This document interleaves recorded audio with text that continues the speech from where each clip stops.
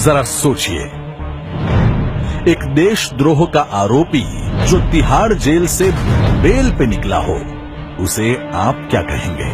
देश का नायक या खलनायक? जरा सोचिए, जो गरीबी के खिलाफ तो लड़ता है केवल भाषणों से, और उन 60 साल पुराने कांग्रेस और 34 साल पुराने लेफ्ट के खिलाफ एक शब्द नहीं निकालता, जिन्होंने देश को सिवाय गरीबी और भ्रष्टाचार के कुछ नहीं दिया, और सिर्फ 2 साल पुरानी सरकार के सिर पर देश की सभी समस्याओं का टोकरा डाल देता है। तो ऐसे धर्मवीर को आप क्या कहेंगे?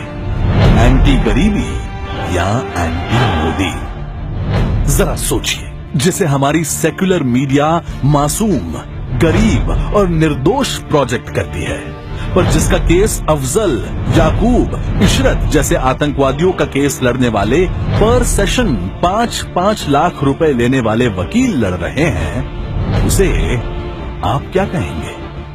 मासूम छात्र या आतंकवादियों का दलाल?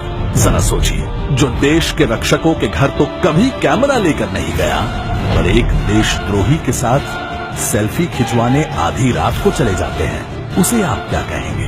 प्रेस या प्रेस्टिट्यूट? जरा सोचिए, जो भारतीय सब्सिडी पर पलता स्टूडेंट होकर आतंकवादियों की बरसी मनाने, भारत के टुकड़े करने, पाकिस्तान जिंदाबाद के नारे लगाने के लिए कश्मीर से भाड़े के नारेबाज लेकर आता है, तो उस घटना को आप क्या कहेंगे? फ्रीडम ऑफ स्पीच या फ्रीडम ऑफ डिस्ट्रॉइंग इंडिया?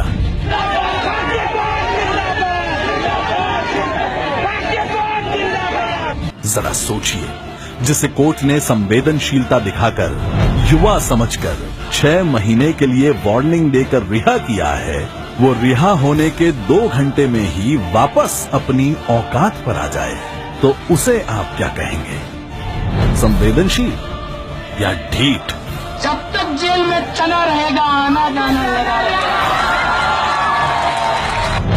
आतंकवाद का कोई धर्म नहीं, कन्हैया हो या उमर खालिद। उन आतंकवादियों को तो हमारे सैनिक गोली से भी उड़ा सकते हैं, पर इन कायर बौद्धिक आतंकवादियों पर सवाल उठाने से भी बवाल उठ जाता है। तो जरा सोचिए, इस बरखा के लाल, केजरू के प्यार और लेफ्टी के दुलारे और कांग्रेस के लल्लन ने भारत माता को गाली जेएनयू के बाहर आपके सामने दी होती, तो उसके साथ आप क्या करते? जरा सोचिए।